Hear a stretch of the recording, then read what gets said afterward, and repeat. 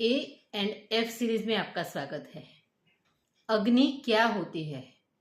अच्छा पाचन मतलब मजबूत अग्नि। कमजोर अग्नि का मतलब होता है शरीर में समस्याओं की शुरुआत। हाय, मैं हूं Jayvanti, your fat loss transformation health coach.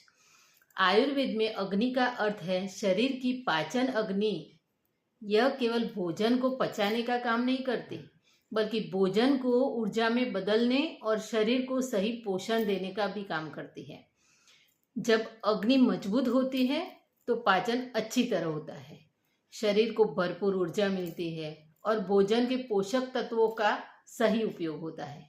लेकिन जब अग्नि कमजोर हो जाती है तो शरीर में भारीपन, गैस, पेट फूलना, कम ऊर्जा और जिद्दी वजन जैसी समस्याएं दिखाई देने लगती हैं। आयुर्वेद के अनुसार फैट लॉस की नींव सिर्फ कम खाना नहीं, बल्कि पाचन अग्नि को मजबूत बनाना है। जैसे चूल्हे या गैस की आंच धीमी हो तो खाना ठीक से नहीं पकता, उसी तरह जब शरीर की अग्नि कमजोर होती है तो शरीर भोजन को सही तरीके से पचा और उपयोग नहीं कर पाता।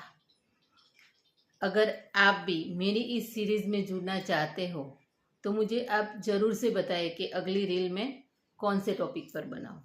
Thank you.